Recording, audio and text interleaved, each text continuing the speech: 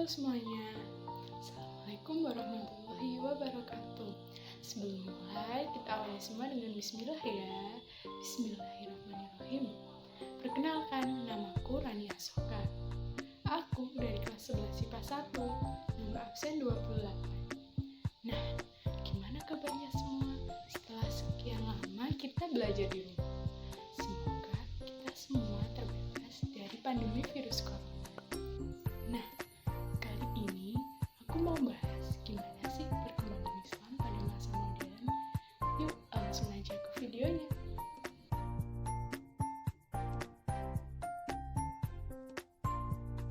Perkembangan Islam pada masa modern sudah terjadi sejak 1800 Masehi sampai sekarang.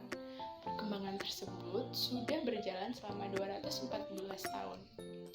Nah, terdapat ciri-ciri kehidupan modern menurut para ahli. Yang pertama, menurut Alvin Toffler. Menurut Alvin, terdapat 4 ciri-ciri kehidupan manusia di masa modern. Yang pertama, bertumpu pada paham positivisme, yaitu kurang mempertimbangkan nilai-nilai etnis dan keagamaan. Yang kedua, ini bisa membuat manusia bersifat hedonisme dan konsumenisme. Yang ketiga, perkembangan teknologi sangatlah cepat. Yang keempat, manusia dapat bersifat eksploitatif, yaitu kurang memperhatikan dampak bagi lingkungannya jika melakukan sesuatu. Nah, sedangkan menurut Deliarnor terdapat 5 ciri-ciri kehidupan modern yang harus dilakukan oleh manusia. Yang pertama, manusia harus bersifat rasional, yaitu mengutamakan pendapat akal. Yang kedua, manusia harus berorientasi kepada masa depan. Yang ketiga, manusia harus bersifat terbuka, bersedia menerima kritikan, saran, dan tanggapan agar baik untuk kedepannya. Yang keempat, manusia harus bisa menghargai waktu sebaik mungkin. Yang kelima, manusia harus berpikir objektif, melihat segala sesuatu itu berdasarkan fungsi dan manfaatnya agar bisa berguna.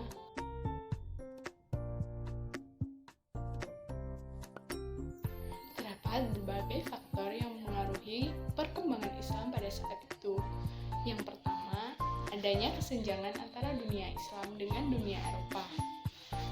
Kesenjangan tersebut menyadarkan umat Islam bahwa Islam benar-benar tertinggal dari bangsa Eropa. Sehingga Islam menjalin hubungan dengan bangsa Eropa. Interaksi yang kuat tersebut menyebabkan negara Islam yang pada saat itu masa kerajaan Turki Utsmani menjadi negara sekuler. Simbol-simbol keislaman dirubah. Bahasa yang dulunya resmi bahasa Arab diganti menjadi bahasa Inggris. Sedangkan simbol negara yang dulunya 2 kalimat syahadat diganti oleh 2 mata pedang samurai. Yang kedua adalah lahirnya gerakan pemurnian ajaran Islam. Gerakan tersebut menyerukan umat Islam agar kembali kepada Al-Quran dan hadis. Gerakan tersebut juga berharap untuk menjauhkan diri dari bid'ah dan kufarat. Contoh dari gerakan pemurnian ajaran Islam yaitu ada gerakan Wahabiyah dari Saudi Arabia dan Sanusiyah yang terjadi di Afrika Utara. Faktor yang ketiga adalah lahirnya gagasan nasionalisme dunia Islam dengan berdirinya partai-partai politik Islam, sehingga banyak negara Islam yang merdeka, contohnya Pakistan. Pakistan merdeka dari penjajahan Inggris pada tanggal 15 Agustus 1947. Presiden pertama bernama Muhammad Ali Jinnah. Yang kedua ada Mesir. Mesir merdeka dari penjajahan Inggris pada tahun 1922. Raja pertamanya Al-Faruq. Namun, masa kejayaan Mesir terjadi pada saat pemerintahan Jamal Abdul Al-Nasir. Yang ketiga ada Irak. Irak merdeka pada tanggal 1932 dari penjajahan Inggris. Namun, rakyat Irak baru merasakan rasa benar-benar merdeka dan menghirup udara segar pada tahun 1958. Selanjutnya ada Syria, Yordania, dan Lebanon yang merdeka pada tahun 1946. Kemudian ada negara-negara di Afrika, seperti Libya yang merdeka tahun 1951. Selanjutnya ada Sudan dan Maroko yang merdeka pada tanggal 1956. Dan ada Aljazair yang merdeka pada tahun 1962. Selanjutnya, ada negara-negara Islam di Asia Tenggara yang turut pula merdeka. Yang pertama ada Malaysia yang merdeka pada tahun 1957, Brunei Darussalam yang merdeka pada tahun 1984, dan Indonesia yang merdeka tahun 1945.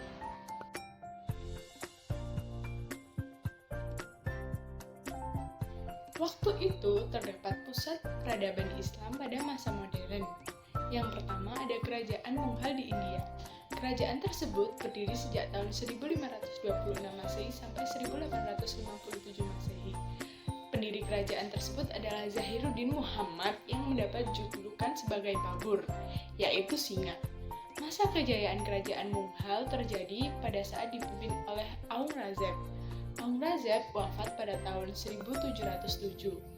Setelah beliau wafat, raja pengganti tidak dapat mempertahankan kejayaan kerajaan Mughal India.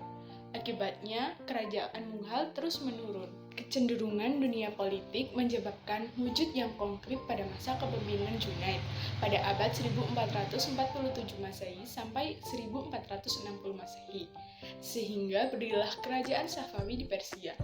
Kerajaan Safawi berada di puncak kejayaan pada masa Abbas I. Banyak sekali kemajuan di bidang politik, ekonomi, ilmu pengetahuan, teknologi, pembangunan, dan seni. Setelah Abbas I meninggal, kerajaan Safawi mengalami kemunduran. Ada 3 penyebab hancurnya kerajaan Safawi. Yang pertama yaitu konflik yang berkepanjangan dengan kerajaan Turki Utsmani. Yang kedua ada dekadensi moral melanda pemimpin kerajaan Safawi di Persia. Yang ketiga adalah pasukan yang tidak memiliki semangat perang yang tinggi. Pusat peradaban Islam yang ketiga adalah kerajaan Turki Utsmani yang berdiri sejak 974 sampai 1171 Hijriah atau 1566 sampai 1757 Masehi. Kerajaan ini didirikan oleh suku-suku di Turki di bawah pimpinan Utsman pada 1299 Masehi. Nah, kerajaan ini memilih Konstantinopel sebagai ibu kotanya. Kerajaan ini mencapai kejayaan pada masa Sultan Muhammad II. Terdapat berbagai usaha yang dilakukan oleh Sultan Muhammad II. Yang pertama yaitu melakukan modernisasi di bidang pendidikan dan pengajaran. Yang kedua, mendirikan lembaga-lembaga pendidikan. Dan yang ketiga, mendirikan perguruan tinggi di bidang kedokteran, militer, dan teknologi.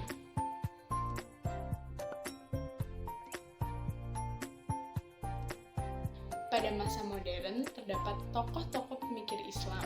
Yang pertama ada di bidang tajdid keagamaan. Ada Muhammad bin Abdul Wahhab. Muhammad bin Abdul Wahhab lahir di Uyainah yang bertepatan di Arabia Tengah pada tahun 1115 Masehi dan wafat pada 1703 Masehi. Nah, pemikiran keagamaan yang dibawa oleh gerakan Wahabi adalah pemurnian tauhid, yaitu gerakan mengesahkan Allah. Yang kedua ada Muhammad Abduh. Muhammad Abduh lahir di Mesir pada tahun 1849 Masehi. Muhammad Abduh belajar di Al-Azhar Mesir. Beliau juga berjuang di bidang politik bagi gender kaum wanita Islam. Selanjutnya ada Muhammad Rashid Ridho. Beliau lahir di Al-Qalamun, pesisir Laut Tengah pada tanggal 23 September 1865 Masehi. Beliau mengenyam pendidikan dasar di Madrasah Al-Kitab Al-Qalamun, lalu melanjutkannya di Madrasah Ar-Rasyidiyah Tripoli.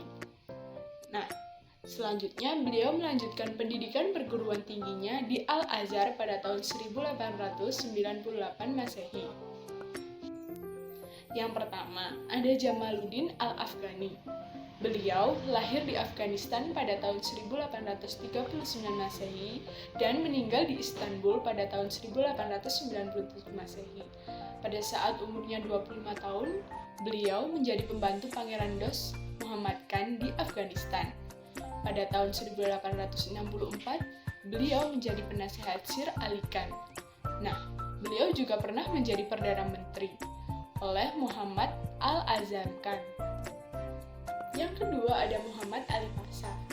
Beliau merupakan orang pertama yang membuka jalan pembaharuan di Mesir. Beliau berasal dari Turki, kelahiran Yunani pada tahun 1765 Masehi dan wafat pada 1849 Masehi. Selain itu ada pula tokoh pembaruan Islam di bidang pendidikan. Yang pertama ada Al-Tahtawi atau yang memiliki nama asli Rifa'ah Baidawi Rafi Al-Tahtawi. Beliau lahir di Mesir Selatan pada tahun 1800 Masehi dan wafat pada tahun 1873 Masehi di Kairo. Sudah pastinya, jika kita mempelajari sesuatu, pasti kita akan mendapatkan hikmah dari apa yang kita pelajari. Hikmah mempelajari perkembangan Islam pada masa modern. Yang pertama adalah Islam tidak membenarkan sikap terlalu membanggakan terhadap generasi sebelumnya. Yang kedua, mendorong agar lebih semangat untuk berjuang. Yang ketiga, mendorong umat Islam untuk meraih kehidupan yang hakiki. Yang keempat, mendorong umat Islam untuk memiliki prinsip hidup yang lebih kuat. Yang kelima, mendorong umat Islam untuk memahami hakikat kehidupan. Ada pula perilaku yang dapat kita terapkan untuk meneladani perkembangan Islam pada zaman modern. Apa saja perilaku tersebut?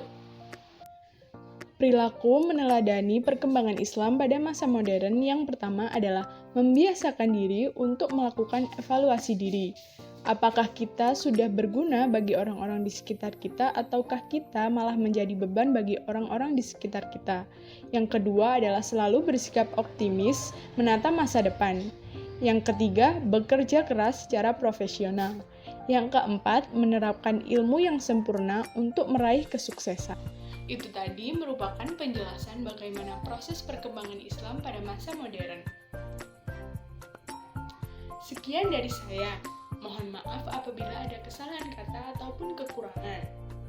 Terima kasih. Wassalamualaikum warahmatullahi wabarakatuh. Semoga membantu.